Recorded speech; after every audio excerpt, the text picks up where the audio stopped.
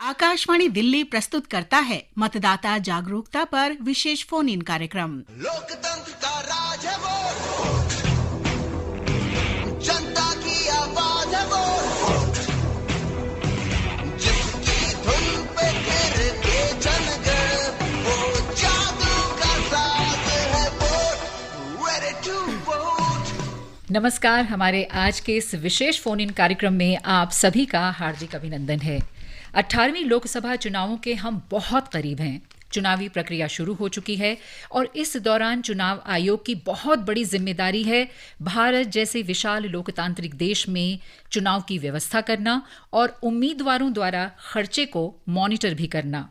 कितना चुनौतीपूर्ण है ये कार्य, आज हम जानेंगे इस विशेष फोन इन कार्यक्रम में। मैं हूं आपके साथ रमा पांडे और स्वागत करना चाहूँगी विषय से संबंधित हमारे सभी एक्सपर्ट्स का। विषय पहले मैं आपको बता दूं, चुनावी खर्च की निगरानी, यही आज का विषय है। हमारे साथ हैं श्री अमोल श्रीवास्तव, आईएएस जिला मजिस्ट्रेट और जिला निर्वाचन अधिकारी दिल्ली पूर्व। बहुत बहुत स्वागत है अमोल जी आपका। बहुत बहुत धन्यवाद। आप सभी के श्रोताओं को बहुत बहुत शुभकामनाएं। और हमारे साथ हैं अंकुर मेश्राम जी और अमन सिंह लोहानी जी, आप दोनों ही नोडल ऑफिसर हैं। बहुत बहुत स्वागत आप दोनों का भी। धन्यवाद। तो अमोल जी, सबसे पहले यही जानना चाहूंगी कि क्यों ज़रूरत पड़ती है चुनावी खर्च को मॉनिटर करने की, क्या आवश्यकता है? देखिए, जब चुनाव होता है तो बहुत सारे खर्चे किए जाते हैं, सारे कैंडिडेट्स और पॉलिटिकल पार्टीज़ अपने कैंपेन करने के लिए। तो एक लेवल प्लेइंग फील्ड सारे पॉलिटिकल पार्टीज़ और कैंडिडेट्स को मिल सकें, ये पहला इसका उद्देश्य होता है। दूसरा, हम ये जानना चाहते हैं और हम ये सुनिश्चित करना चाहते हैं कि जो इलेक्टोरल प्रोसेस है वो पैसे की मिसयूज़ की वजह से या पैसे की वजह से उसका फेयरनेस जो है पूरे प्रोसेस की, वो कॉम्प्रोमाइज़ नहीं होनी चाहिए। और तीसरा उद्देश्य ये होता है कि जो एक सीमा तय कर रखी है माननीय चुनाव आयोग ने, वो लिमिट किया जा सके एक्सपेंडिचर हर पॉलिटिकल पार्टी या कैंडिडेट का। और कितनी निर्धारित की है सीमा व्यय के खर्च की, इसके बारे में भी मैं आपसे जानना चाहूँगी। लेकिन अपने श्रोताओं को भी हम बता दें कि आप हमसे इस शो में जुड़ सकते हैं। नंबर्स हैं 23421084 और 23422346, 23421084, 23422346। दिल्ली से बाहर से अगर आप कॉल कर रहे हैं 011 ज़रूर लगाएं। क्या निर्धारित की गई है सीमा? देखिए, पॉलिटिकल पार्टी के लिए तो कोई सीमा तय नहीं है, पर हर कैंडिडेट के लिए जो लोकसभा इलेक्शंस हैं 2024 के, उसके लिए 95 लाख की सीमा तय की गई है। किस तरह का खर्च चुनावी खर्च होता है और इसमें क्या क्या शामिल किया गया है, थोड़ा विस्तार से जानना चाहूँगी। देखिए, अगर हम अपने एज अ आरओ, जो रिटर्निंग ऑफिसर होता है, जो इलेक्शन की पूरी मशीनरी होती है, उसकी तरफ से अगर हम बात करें तो हमारे लिए जो खर्चे होते हैं हम उनको दो भाग में डिवाइड करते हैं। पहला होता है जो ऑथराइज एक्सपेंडिचर, जो मैंने 95 लाख का आपको बताया। उसमें जो भी कैंपेन से रिलेटेड खर्चा है, पब्लिक मीटिंग्स हैं, पब्लिक रैलीज़ हैं, बैनर्स हैं, खाना पीना है, व्हीकल्स हैं, एडवर्टीजमेंट्स हैं, वो सारा ऑथराइज एक्सपेंडिचर में आता है। अनफॉर्चुनेटली काफ़ी अनऑथराइज्ड एक्सपेंडिचर भी देखा गया है, जिसमें अगर हम देखें तो मनी का डिस्ट्रीब्यूशन, लिकर का डिस्ट्रीब्यूशन, या कोई भी ऐसी चीज़, गिफ्ट्स वगैरह भी दिए जाते हैं, कोई भी ऐसी चीज़ जो दी जाए जिससे इलेक्टर्स को इन्फ्लुएंस किया जा सके अपना वोट देने के लिए, उसको हम अनऑथराइज्ड या अनलॉफुल एक्सपेंडिचर बोलेंगे। अमन जी, क्या जो मतदाता है, वोटर है, वाकई में प्रभावित हो जाता है? आज के समय की अगर मैं बात करूं, देखिए, जहाँ इस तरह की प्रलोभन मतदाताओं को दिए जाते हैं तो कहीं ना कहीं बिल्कुल पॉसिबिलिटी रहती है कि वो इन्फ्लुएंस हों उससे। वो होते हैं इन्फ्लुएंस। हाँ, तो मतलब ज़माना अभी उतना नहीं बदला है जितना बदलना चाहिए था अंकुर जी, जितना हम उम्मीद कर रहे थे कि इस बार शायद मतदाता ज़्यादा जागरूक होगा। और आपका जैसा ऐप भी है, नो योर कैंडिडेट, शायद वहीं जाकर पता करें कि कौन सा कैंडिडेट उनके लिए अच्छा है, बुरा है, प्रलोभन में नहीं आना। हाँ, इसलिए हम ये प्रोग्राम आपके माध्यम से भी ये दर्शाना चाहते हैं कि इतना हम लोग प्रोसेस करते हैं कैंडिडेट्स के खर्चों को लिमिट करने के लिए, पर पब्लिक भी इस बारे में अवेयर हो तो वो ज़्यादा एक अच्छी बात होगी पूरे इलेक्शन प्रोसेस के लिए। पब्लिक अवेयर कैसे होगी, ये भी एक बहुत बड़ा प्रश्न है। क्या आज की जो शिक्षित जनता है वो जो उम्मीदवार हैं उनके सही या गलत जो भी वो कहते हैं उनके बहकावे में क्या आ जाती है शिक्षित होने के बावजूद, या हम ये मान के चलें जो रूरल एरियाज़ हैं, ग्रामीण क्षेत्र हैं, वहाँ पर बड़ी आसानी से उनको बहका लिया जाता है और उनको कई गिफ्ट्स देकर या पैसे देकर या जैसे आपने बताया लिकर देकर, महिलाओं को साड़ी देकर या मकान की सुविधा या कई और सुविधाएं देने की भी कोशिश की जाती है। इसमें कोई भी एक जवाब मेरे ख्याल से ठीक नहीं होगा कि शिक्षित और जो अशिक्षित या किसी दूसरे वर्ग से जो लोग आते हैं उनके बारे में कहना मुश्किल होगा। पर ये एज इलेक्शन मशीनरी हम लोगों की पूरी कोशिश रहती है कि जितना भी अनऑथराइज एक्सपेंडिचर हो रहा है उसको हम हर तरीके से हम उसको कर्टल करें, जिससे एक फ्री और फेयर इलेक्शन जो प्रोसेस है जितने कैंडिडेट्स के बीच में है उसको एक हेल्दी कॉम्पिटिटिव एनवायरनमेंट में इलेक्शंस कराए जाएं। भारत एक बहुत बड़ा देश है हमारा देश, और अलग अलग राज्य हैं, बड़े भी हैं, छोटे भी हैं, आबादी कहीं ज़्यादा है, कहीं मतदाता जो है उनकी संख्या ज़्यादा है, कहीं पर कम है। तो ये किस तरह से आप एक्सपेंडिचर की जो चुनाव का व्यय होता है उसके खर्च की सीमा किस तरह से निर्धारित करते हैं? राज्य की आबादी वगैरह को देखकर या कुछ और कारण होते हैं? जो नंबर ऑफ़ सीट्स होती हैं, लोकसभा की जितनी सीट्स हैं वो और उनका पॉपुलेशन का रेशियो हर जगह लगभग बराबर रखा जाता है, पूरी कोशिश की जाती है, तो आबादी से इतना उसमें फ़र्क नहीं पड़ता है।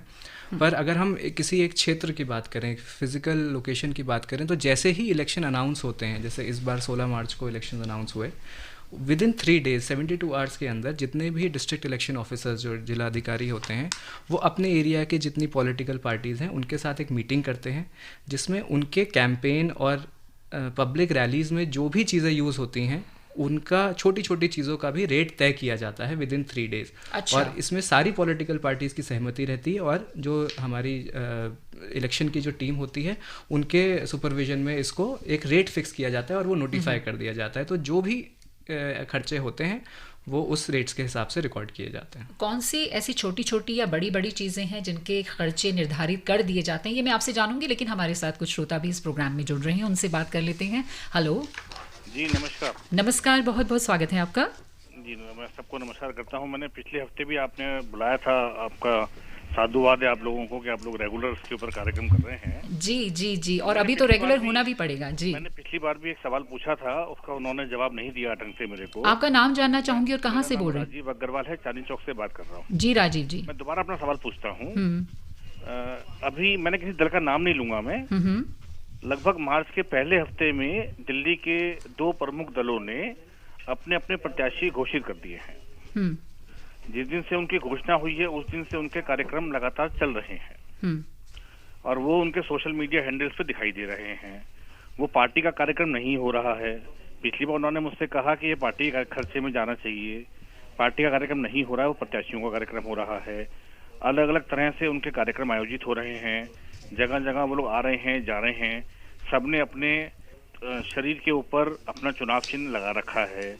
उन खर्चों को, क्योंकि अभी दिल्ली में चुनाव तो 5 मई को नॉमिनेशन होना है, 25 मई को चुनाव होना है, तो इन 2 महीनों का जो खर्चा है उस प्रत्याशी का, उसका खर्चे का हिसाब इलेक्शन कमीशन कैसे कर पाएगा?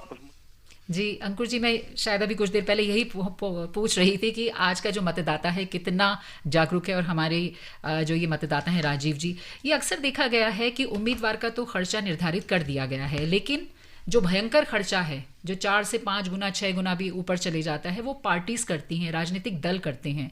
तो मुझे लगता है कि उन पर भी तो अंकुश लगना चाहिए। जी मैम, पहले तो हम वोटर्स इतने अवेयर है, इस बात को जान के हम काफ़ी खुश हुए, क्योंकि जैसे जैसे ये क्वेश्चन करते जाएंगे उस हिसाब से हमारी इलेक्शन मशीनरी और रिफाइन होती जाएगी। तो जैसा इन्होंने ये क्वेश्चन पूछा कि जो नॉमिनेशन और ये पीरियड का खर्चा कहाँ जाएगा, तो वैसे तो एज पर लॉ, अभी एज पर लीगल नॉमिनेशन के दिन से उसका खर्चा हम लोग नोट डाउन करना शुरू करते हैं। बट क्योंकि वोटर्स इतने अवेयर है और वोटर्स हमको फिर बता भी सकता है कि इसका खर्चा इसके पहले हुआ, इसका अकाउंट कहाँ मेंटेन किया गया, तो we can also incorporate it in our report. हम ऊपर भी भेज सकते हैं इसके बारे में। देन ऊपर जो माननीय चुनाव आयोग वगैरह, इस पर आप कॉल लिया जा सकता है। और जैसे हमारे ये श्रोता हैं, इन्होंने बताया, इन्होंने जागरूकता दिखाई, ऐसे कई हमारे नागरिक हैं, हमारे देशवासी हैं जो जागरूक हैं, तो उनको ऐसा कुछ लगता है कि भाई इतना खर्चा हो रहा है, क्यों हो रहा है? आखिरकार भविष्य में अंजाम तो हमें ही, जनता जनार्दन को ही भुगतना पड़ेगा ना। जितना पैसा खर्च होगा तो उतना ही टैक्स वगैरह कई चीज़ें बढ़ेंगी। तो जनता को क्या करना चाहिए अमोल जी? क्या पहला कदम होना चाहिए अगर इस तरह का कोई चीज़ देखते हैं? माननीय चुनाव आयोग ने एक बहुत अच्छी ऐप बनाई है उसको हम सी विजिल ऐप कहते हैं। प्राइमरली तो वो मॉडल कोड ऑफ कंडक्ट के वायलेशंस के लिए है, पर अगर वो जनता अगर कोई भी ऐसा वायलेशन देखती है जो उनको लगता है कि ये सस्पिशियस है या ये चीज़ नहीं होनी चाहिए इलेक्शन प्रोसेस में, तो वो सी विजिल ऐप डाउनलोड करे और जहाँ पे भी वो एक्टिविटी हो रही है वहाँ पे उसकी वो फ़ोटो खींच के कंसर्न डिस्ट्रिक्ट अथॉरिटीज़ को भेज सकती हैं एंड इमीडिएटली जो हमारी टीम है जो इन सब चीज़ों को मॉनिटर करती है वो 100 मिनट्स के अंदर उस प्रॉब्लम को सॉल्व करेगी। ये तो सबसे एक इजी माध्यम है, लोगों के फ़ोन में ही ये चीज़ है। दूसरा एक 1950 वोटर हेल्पलाइन ऐप है, आप उस पर भी कंप्लेंट्स कर सकते हैं। वो भी हमारे जो कंट्रोल रूम है वहाँ पे कंप्लेंट उसकी रजिस्टर की जाती है। लेकिन इसमें कुछ डर भय तो नहीं रहेगा, क्योंकि लोग ज़्यादा आगे इसलिए नहीं आ पाते हैं कि अरे उन पर कोई जो पार्टी है कहीं उनको डराए धमकाए या इस तरह से? इसमें कहीं पे भी उनका नाम प्रत्यक्ष रूप से कहीं नहीं आता है। वो जैसे ही डिस्ट्रिक्ट कंट्रोल रूम में आता है वो कंसर्न्ड फ्लाइंग स्क्वाड या जो स्टैटिक सर्वेलेंस टीम होती है वो उसको टेकअप करती है और सीधे वो आरओ के पास कंप्लेंट जाती है and they are taking up the matter. जी, आपकी टीम किस तरह से काम करती है इस पर चर्चा करेंगे, लेकिन एक छोटा सा ब्रेक लेते हैं। मैं मिताली राज हूँ, former India women's cricket team की कैप्टन। चुनाव के इस महापर्व में आप लोग जरूर शामिल हो, अपने राइट का इस्तेमाल कीजिए। आईपीएल का सीजन है तो क्रिकेट देखिए, एंजॉय कीजिए, लेकिन वोट जरूर कीजिए।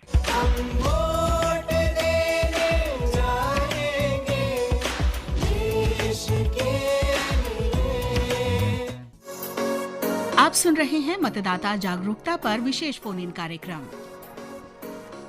एक बार फिर से आप सभी का स्वागत है। और आपको मतदाता बनना है, बिल्कुल बनना है, लेकिन मतदान भी करना है और जागरूक भी रहना है आपको।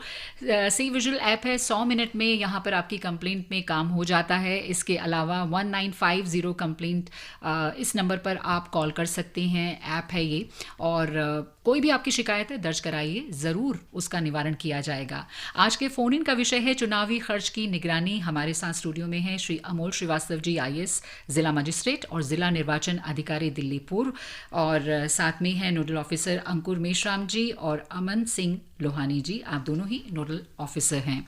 23421084 और 23422346 यही नंबर्स हैं। 011 लगाना बिल्कुल भी नहीं भूलें।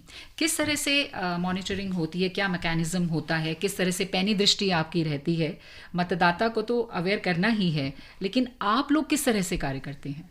देखिए, माननीय चुनाव आयोग ने बहुत सारे मैकेनिज़्म बनाए हैं जिनसे हम इलेक्शन एक्सपेंडिचर मॉनिटर करते हैं, और फ्रॉम आरओ ऑफिस की पूरी कोशिश रहती है कि जो भी प्रोविजंस हैं हम उनको फॉलो करें। तो सबसे ज़रूरी एक जो प्रोविज़न जो कैंडिडेट के लिए होता है कि जिस दिन वो नामांकन के लिए आते हैं तो उनके लिए एक नया और एक अलग बैंक अकाउंट उनको बनाना मैंडेटरी होता है, जिसके थ्रू ही सारा इलेक्शन का खर्चा किया जाएगा, जिसको हम अलग तरीके से एक मॉनिटर कर सकते हैं।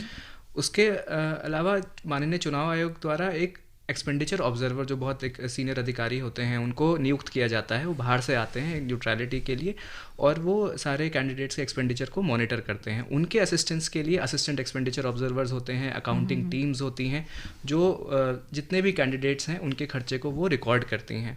उसके अलावा हमारे डिस्ट्रिक्ट में जो आरओ ऑफिस में हमारे पास 24/7 कंप्लेंट मॉनिटरिंग सेल होता है, फ्लाइंग स्क्वाड टीम्स हैं, स्टैटिक सर्वेलेंस टीम्स हैं हमारे पास, डिस्ट्रिक्ट एक्सपेंडिचर मॉनिटरिंग सेल होता है, जिससे हम ये खर्चा मॉनिटर करते हैं। और जो अनऑथराइज्ड एक्सपेंडिचर है उसमें हम जितनी भी एजेंसीज़ होती हैं, जो एक्साइज हैं, नारकोटिक्स कंट्रोल ब्यूरो हैं, जो शराब को या ड्रग्स को या जो उनके इन्फ्लुएंस हो सकते हैं इलेक्शंस को, उनको सीज करने के लिए या उनको कर्टेलमेंट के लिए हमेशा एक्टिव रहती हैं। तो इन सारे चीज़ों के तरीके से हम लोग जो हैं ये एक्सपेंडिचर को बहुत मॉनिटर कर पाते हैं। और जैसा मैंने बताया कि इलेक्शन का जो खर्चा रिकॉर्ड किया जाता है, जो कैंडिडेट हमें रिपोर्ट करता है, उसके पैरेलल जो हमारी टीम्स होती हैं एक शैडो ऑब्जर्वेशन रजिस्टर बनाती हैं और एक फोल्डर ऑफ एविडेंस होता है, जिसमें जो हमें लगता है कि उन्होंने वो खर्चा किया होगा उसको भी हम रिकॉर्ड किया जाता है। और एक्सपेंडिचर ऑब्जर्वर की निगरानी में एक रिकन्सिलिएशन मीटिंग होती है, जिसमें कैंडिडेट का खर्चा, रिपोर्टेड खर्चा और हमने जो एक पैरेलल रजिस्टर बनाया है उसको हम कंपेयर करते हैं और फिर कैंडिडेट्स को इसके बारे में बताया जाता है। जैसे मैंने पहले भी कहा कि भारत, हमारा देश बहुत बड़ा है, बहुत आबादी है, संख्या लोगों की बहुत ज़्यादा है, और अलग अलग राज्यों में अगर हम प्राइस भी देखें, हम एग्जाम्पल अगर लेते हैं कि जैसे जलपान की व्यवस्था ये आम है प्रचार के समय, तो वहाँ पे चाय है, बिस्किट है, तो हर जगह रेट अलग ही होगा। तो ये किस तरह से अमन जी निर्धारित किया जाता है? मैम, जैसे अभी सर ने बताया कि इलेक्शन के अनाउंसमेंट के 3 दिन के अंदर सभी पॉलिटिकल पार्टीज़ को कंसल्ट करके और उस ज़िले में जो भी चीज़ें जनरली यूज़ में लाई जाती हैं उनका एक प्राइस नोटिफाई किया जाता है, और उसके बेस पे ही जो कैंडिडेट्स हैं उनका खर्चा हम अकाउंट फॉर करते हैं। अब कैंडिडेट कहता है कि आप कहते हैं कि आपने जैसे कहा कि निर्धारित 95 लाख है, वो कहते हैं कि भाई नहीं, हमने तो अभी 50 लाख ही किया, आप कहते हैं नहीं हमारे पास तो पूरे प्रूफ हैं। तो किस तरह के ये प्रूफ होते हैं अंकुर जी, और किस तरह से उनको बताया जाता है कि नहीं आपका एक्सपेंडिचर 95 लाख से ज़्यादा हो गया है? इसमें जो लिमिट है, एक तो कैंडिडेट जमा करता है और एक हम, जैसे सर ने बताया, शैडो ऑब्जर्वर रजिस्ट्रेशन हम मेंटेन करते हैं। अब वो हम कैसे मेंटेन करते हैं? हमारे टीम का एक पार्ट होता है वीडियो सर्वेलेंस टीम, VST। तो जैसे ही कोई इवेंट्स हो रहे हैं जहाँ पे रैली हो रही है, तो वहाँ पे ये VST जाती है, इसमें वीडियोग्राफर होता है, बाकी ऑफिसर्स भी होते हैं। ये पूरे जो रैली हो रही है उसका अच्छे से प्रॉपर वीडियो रिकॉर्डिंग करता है, क्या क्या खर्चा हो रहा है उसको वर्बली भी बोलते हैं कि यहाँ पे इतनी चेयर्स लगी है, इतने लोग आए हैं, इतना स्टेज हुआ, ऐसा हुआ है।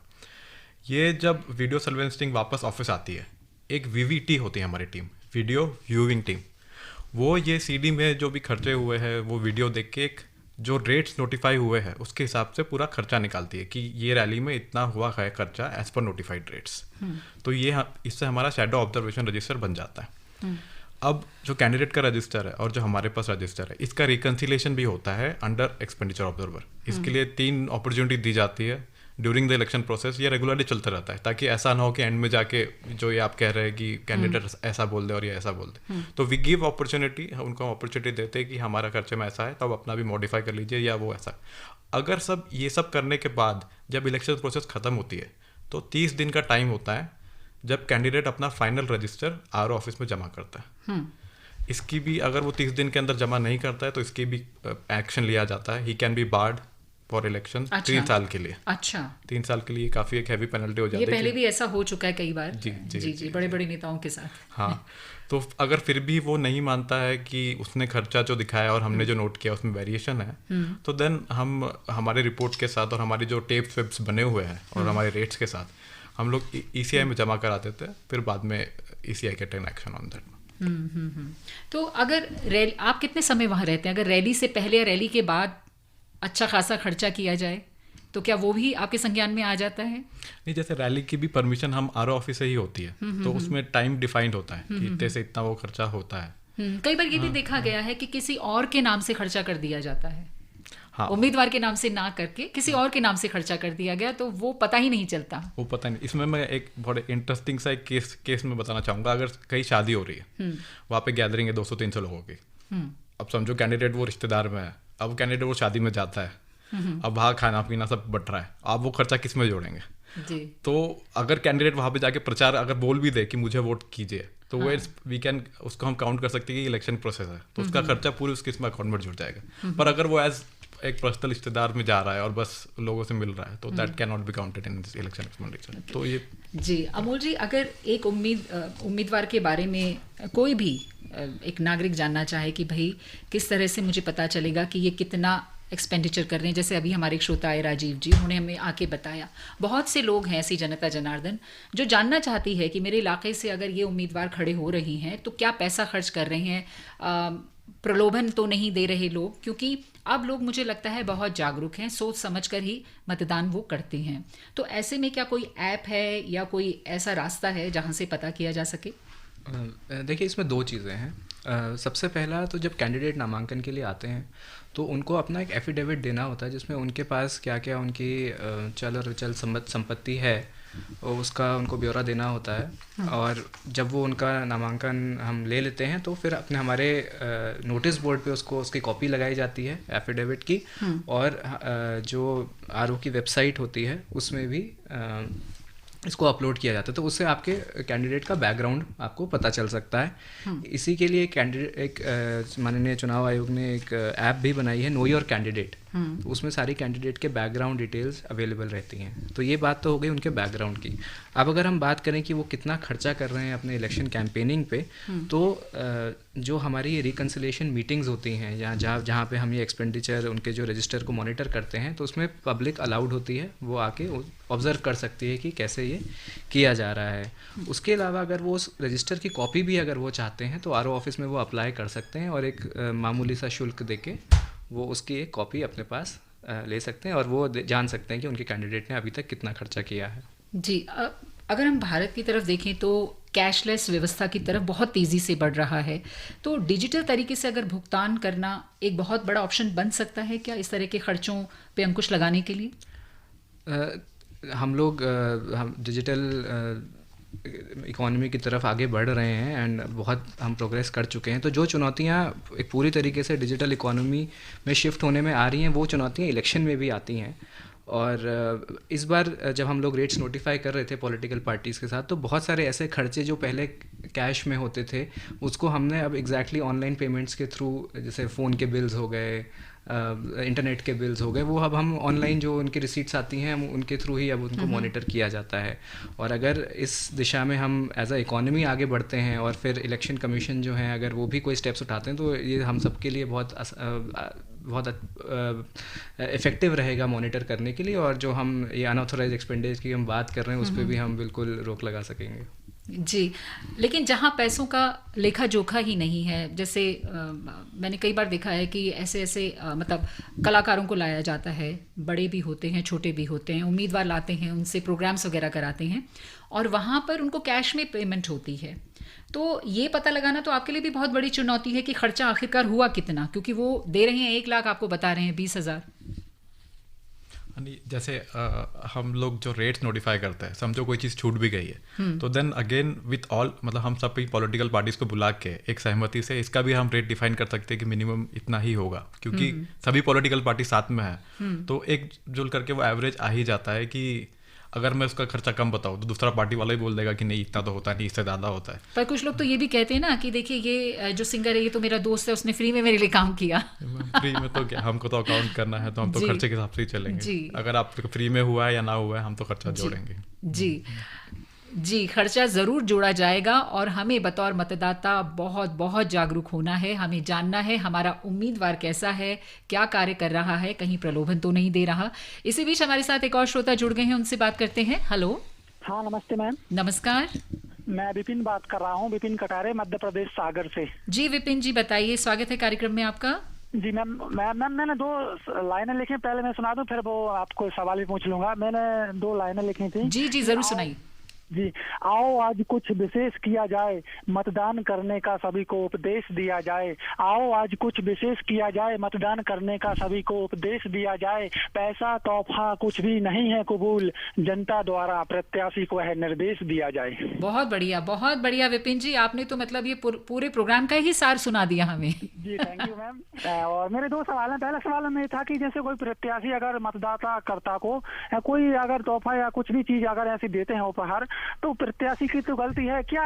मतदान जो ले रहा है उस पर भी कोई ऐसा मतलब कानून है कि उस पर भी कार्रवाई हो, या उसके लिए कुछ चालान वगैरह या कुछ भी ऐसा प्रावधान है कि लेने वाले पे भी कार्रवाई हो सके, ताकि वो ले ही ना उस डर से? और दूसरा सवाल मैम ये था कि प्रचार और मतदान के बीच में 1 दिन का जो गैप होता है, मतलब आज प्रचार खत्म और परसों वोटिंग होगी, तो जो 1 दिन का ब्रेक होता है वो क्या है, उसका महत्व क्या है और क्या कारण रहता है उसका?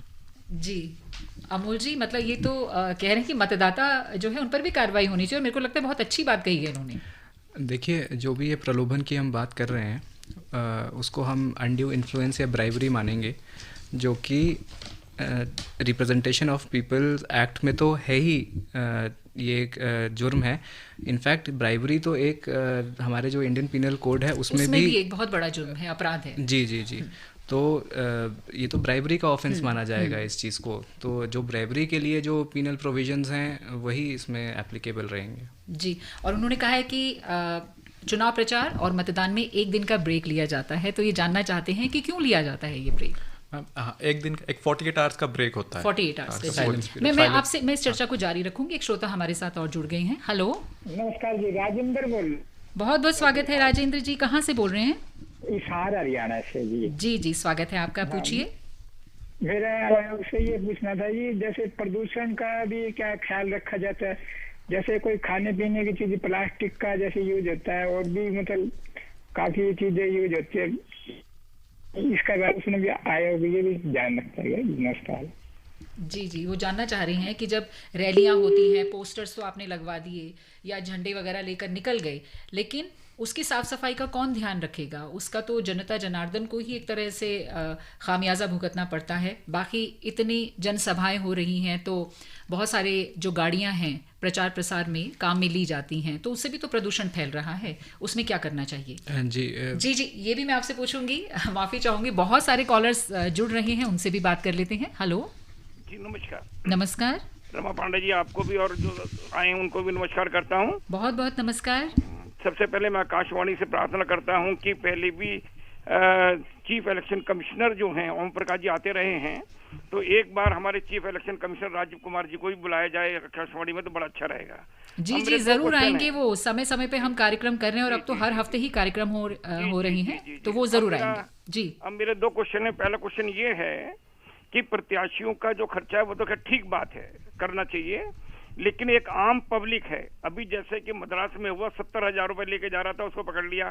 आज दिल्ली है, शादी सर पे है, एक महिला अगर फ्रूट लेने जाती है या शादी का सामान लेने जाती है, लहंगा खरीदने जाती है, साड़ी खरीदने जाती है, 1 लाख रुपए 1.5 लाख रुपए लेके जाती है कैश, तो उसको रोक लिया जाता है कि भाई पैसा क्या है। एक बिजनेसमैन है, आज 1,50,000 में तो कुछ होता ही नहीं है, बैंक में पैसा जमा कराना है, पुलिस कहती है ले आओ, इधर आ जाओ, कहाँ से लाए हो तुम? तो ये तो गलत है ना। इस पे चुनाव आयोग को सोचना चाहिए कि भाई अभी 2 महीने चुनाव के हैं, तो आदमी तो पैसा निकालिए, बिजनेस कर ही नहीं पाएगा, बिजनेस ठप हो जाएगा, पब्लिक का भी और लेने वाले का भी। अब दूसरा मेरा क्वेश्चन ये है, जैसे अभी आपने चाय और पानी की बात करी, अभी उठाई आपने, अब फर्ज कीजिए कैंडिडेट चल रहा है, उसके साथ 50 आदमी चल रहे हैं या 20 आदमी चल रहे हैं। अब रास्ते में एक जलेबी वाला ही है या एक दुकानदार है और वो उनको कैंपा पिला रहा है, चाय पिला रहा है, अपने घर से पिला रहा है। चाहे दूसरी वे में समझो कि पैसा कैंडिडेट ने दिया है, तो वो कैसे करेंगे आप कहते हैं 200 रुपए चाय वाले का डालेंगे हम, लेकिन बिल तो मांगिए आप, बिल मांगते हैं तो वो कैसे देगा आपको बिल? आप कहते हैं अंगूठा तो वो लगा देगा, उसका एड्रेस कैसे देगा, मोहर कैसे लगाएगा रिक्शा वाला? कृपया ये बताएं। जी, पर मुझे लगता है अमोल जी, जैसे उन्होंने जो सेकंड प्रश्न किया है कि 50 कैंडिडेट चल रहे हैं और चाय वाले नहीं उनको चाय पिला दी, तो जब हम एग्जामिनेशन हॉल जाते हैं तो कहा जाता है ना किताबें लेकर नहीं जाएं। तो मुझे लगता है उम्मीदवार को और उन कैंडिडेट्स को या जो समर्थक हैं उनको अवेयर होना पड़ेगा, खासकर चुनाव के मौसम में तो ज़रूर जागरूक होना पड़ेगा। लेकिन पहले हम चलते हैं उन प्रश्नों पर जो पहले हमारे श्रोताओं ने पूछे थे। तो प्रदूषण का ख्याल रखना भी बहुत बड़ी और ज़रूरी चीज़ है। जी, बहुत अच्छा सवाल उठाया है और इलेक्शन कमीशन की पूरी कोशिश है इस बार कि हम सस्टेनेबल और जो इको फ्रेंडली इलेक्शंस कराए जाएं। एंड पॉलिटिकल पार्टीज़ को ये बताया जाता है कि आपकी जितनी भी रैलीज़ होती हैं उसमें प्लास्टिक और सिंगल यूज़ प्लास्टिक्स का बिल्कुल उपयोग नहीं किया जाएगा। बट मेरे हिसाब से अभी तक इस पर कोई स्ट्रिक्ट लॉ नहीं आई है इलेक्शंस के लिए। जी, और इन्होंने पूछा है कि अगर जो हमारे अभी कॉलर थे उन्होंने कहा है कि अगर कोई व्यक्ति अपना ही पर्सनल पैसा लेके जा रहा है तो उसको रोकना उचित नहीं है, क्योंकि अभी इलेक्शन में काफ़ी समय है। तो क्या इस तरह की घटनाएं हो रही हैं? जी, ये कुछ घटनाएं सामने आती हैं एंड इसमें हम लोगों को ट्रेनिंग के दौरान भी बताया जाता है कि अगर कोई आपकी जो सर्वेलेंस टीम्स हैं अगर उनको कोई ऐसा कैश इंटरसेप्ट करती हैं एंड उनको दिखता है, अगर वो जस्टिफाई किया जा सकता है कि हाँ हमें अभी बैंक अकाउंट से निकाल के लाए हैं या शादी का कार्ड दिखा दें, तो ऑन द स्पॉट ही उसको रिलीज़ करने के इंस्ट्रक्शंस हैं।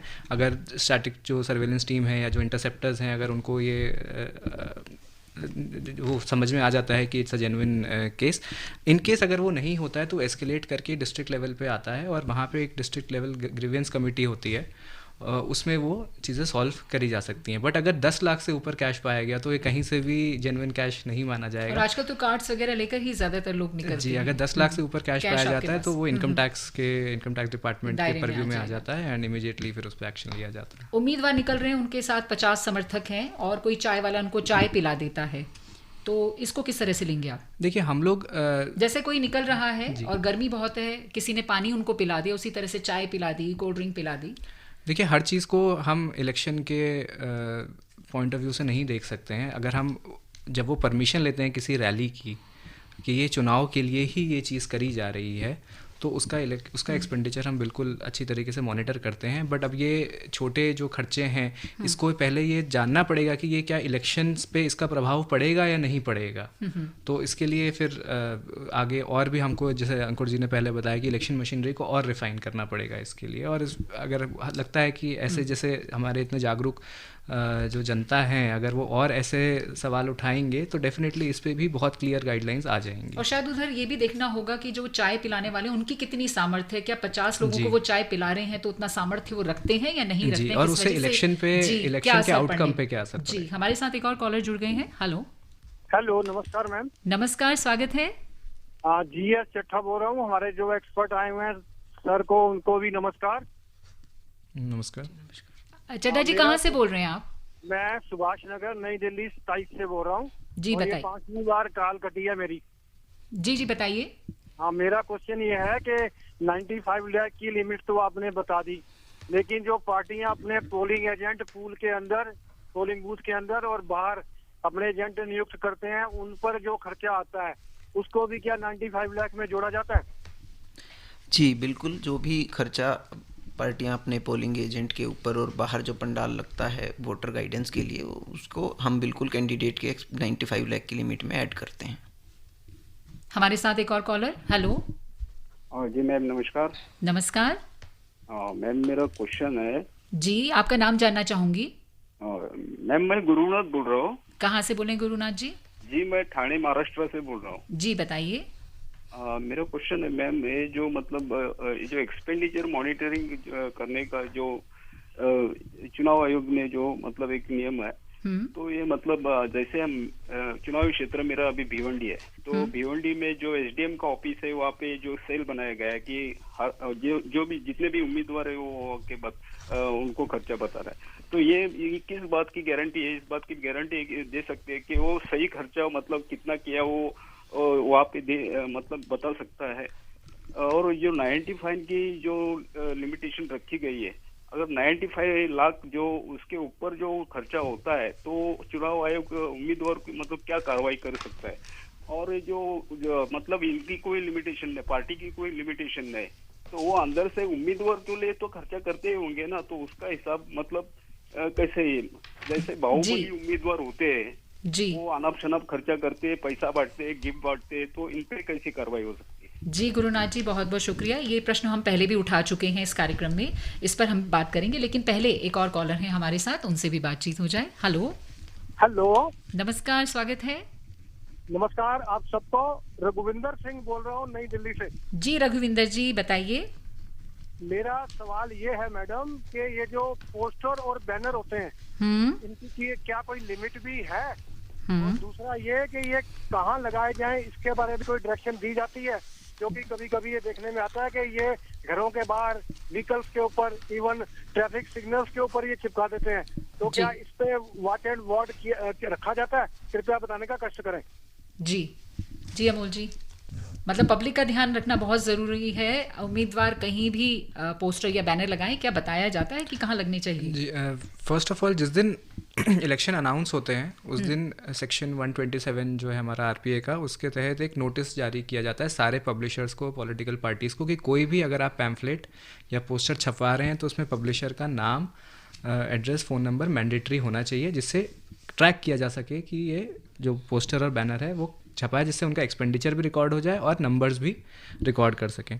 नंबर 2, जो ये अनऑथराइज बहुत सारी जगह होती हैं जहाँ पे पोस्टर बैनर नहीं लगाए जा सकते हैं, तो अगर वहाँ पे पाए जाते हैं तो जो मॉडल कोड ऑफ कंडक्ट के दौरान जो हमारी फ्लाइंग स्क्वाड्स एक्टिव हैं और सी विजिल ऐप जो है, जो हमारे श्रोता हैं, मैं उनसे भी ये रिक्वेस्ट करूँगा कि अगर आपको ऐसा कहीं लगता है तो आप वो सी विजिल ऐप यूज़ करके उसको फ़ोटो खींच के आप भेज दीजिए, और फ्लाइंग स्क्वाड उसको अगर वो दिखेगा कि हाँ वहाँ पे वो परमिटेड नहीं है उस जगह पे, तो वहाँ से इमीडिएटली उसको हटा लिया जाएगा। हमारे कुछ और कॉलर्स जिन्होंने प्रश्न किए थे उनके बारे में हम ज़रूर आपसे जानकारी लेंगे, लेकिन एक छोटा सा ब्रेक लेते हैं, फिर वापस आते हैं। मैं जफर इकबाल आपके रूबरू हूँ और मैं भारतीय हॉकी टीम का कप्तान और ओलंपिक गोल्ड मेडलिस्ट हूँ। और इस बार जो 2024 में इलेक्शन होने जा रहे हैं, मैं सब नागरिकों से रिक्वेस्ट करूँगा कि वो ज़रूर अपना वोट दें और अपने वोट की वैल्यू समझें और जो भी जीतेगा वो हिंदुस्तान को आगे ले जाएगा। और मैं समझता हूँ कि वोट देना भी एक बहुत ही इम्पोर्टेंट पार्ट होता है लाइफ में, जो कि मैं समझूंगा कि आप जरूर वोट देने जाएंगे और जरूर अपने वोट की वैल्यू समझेंगे। मैं मनोज प्रभाकर रिक्वेस्ट करता हूँ पूरी कौम से कि आने वाले इलेक्शन में वोट ज़रूर दीजिएगा, क्योंकि आपका वोट बहुत कीमती है। हर वोट जरूरी, सबको ये समझाना है, दुनिया में परचम अपना ये लहराना है, सरकार हमारी अपना ये अधिकार हमारा, लोकतंत्र के आसमान में और उड़ाने भरना है।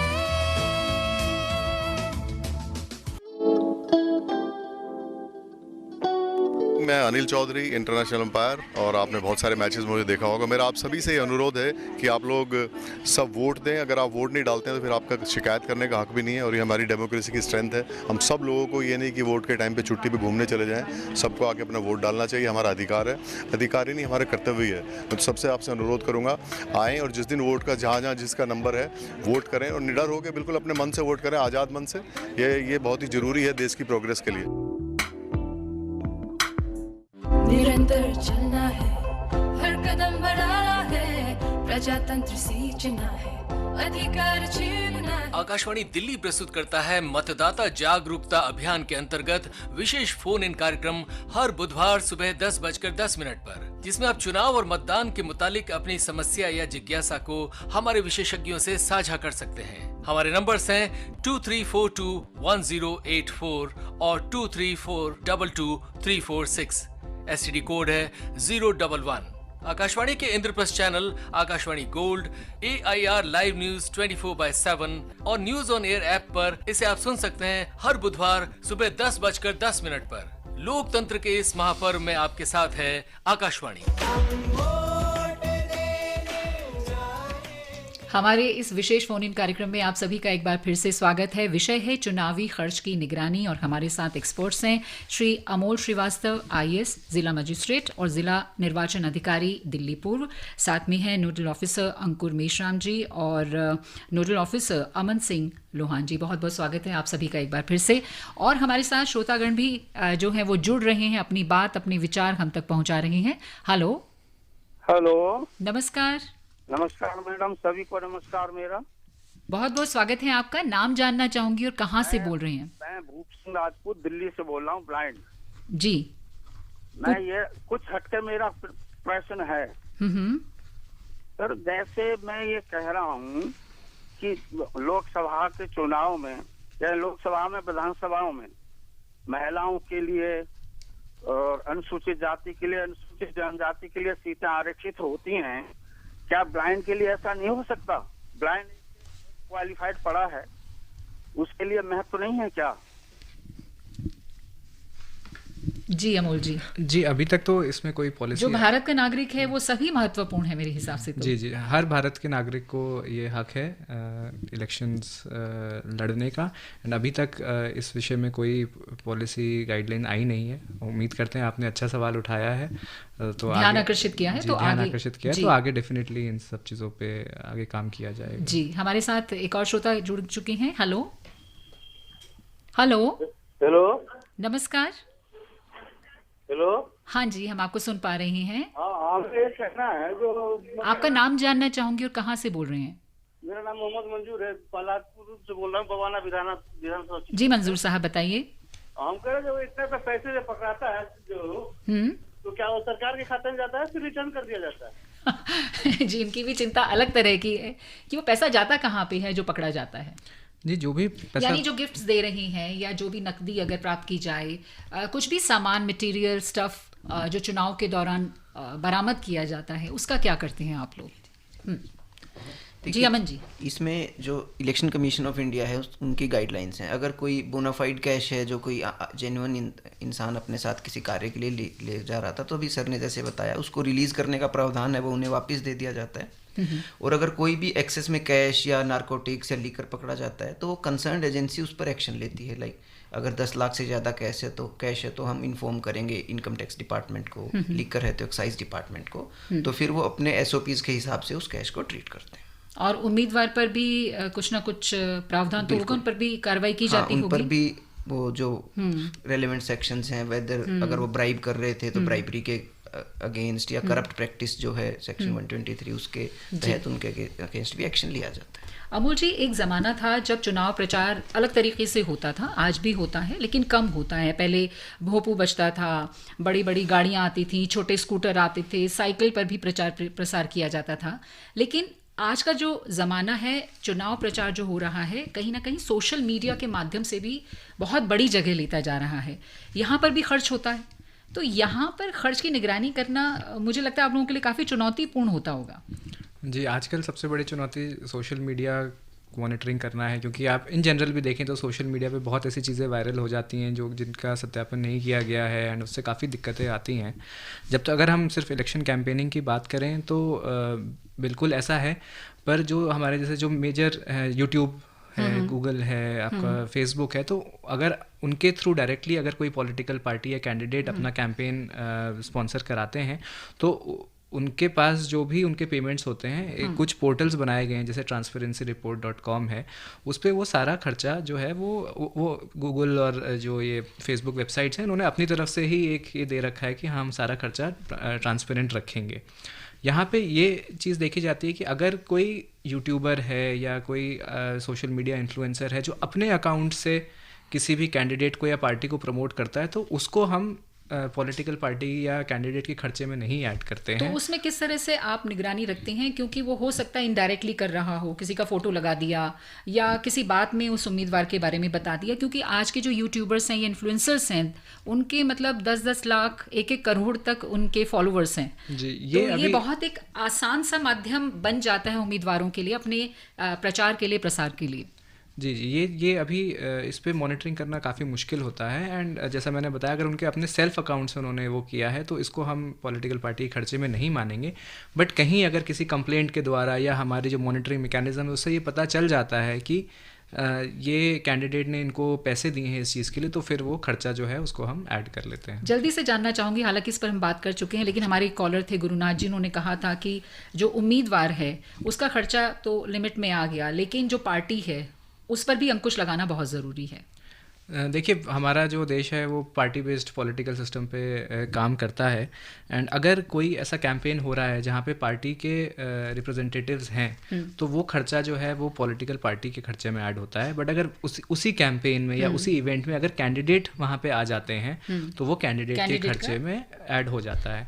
और जो पार्टी का भी खर्चा होता है उनको माननीय चुनाव आयोग को उस खर्चे का एक रिपोर्ट देनी होती है इलेक्शन खत्म होने के बाद। क्या आपने अगर पिछले लोकसभा चुनाव में ऐसे कुछ इलाके रहे होंगे जहां एक्सपेंडिचर काफ़ी हुआ हो, उन इलाकों को, उन क्षेत्रों को, उन उम्मीदवारों को अगर वो दोबारा रहे हैं, क्या चिन्हित किया है ताकि इस बार इस तरह की कोई घटना ना हो? जल्दी से जानना चाहूँगी। हाँ बिल्कुल, अगर कोई कैंडिडेट अपने लिमिट से ज़्यादा खर्चा करता है तो उसमें एक प्रोविज़न भी होता है कि उनको हम इलेक्शन प्रोसेस के लिए बाहर कर सकते हैं अगले, और अगर वो जमा नहीं भी कराता है तो 3 साल के लिए भी इलेक्शन लड़ने से बाहर हो जाता है। तो इस प्रकार पेनल प्रोविजंस है हमारे पास। चलते चलते अमोल जी हमारे श्रोताओं को क्या कहना चाहेंगे, जल्दी से जानना चाहेंगे। मैं तो सबसे पहले तो आपका मैं धन्यवाद करना चाहूँगा कि आपने हमें बुलाया है यहाँ पे और हम अपने व्यूज़ हमने रखे, और मैं सारे श्रोताओं को ये बोलना चाहता हूँ कि आप ज़रूर आपने वोटिंग के दिन आएँ और मतदान ज़रूर करें। बहुत बहुत धन्यवाद अमोल जी आपका, अंकुर जी आपका, और अमन सिंह लोहान जी आपका बहुत बहुत धन्यवाद। हमारे श्रोताओं का भी बहुत बहुत धन्यवाद हमसे जुड़े।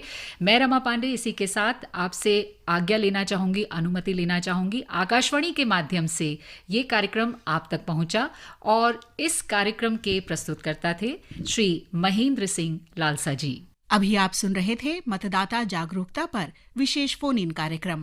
लोकतंत्र का राज है वो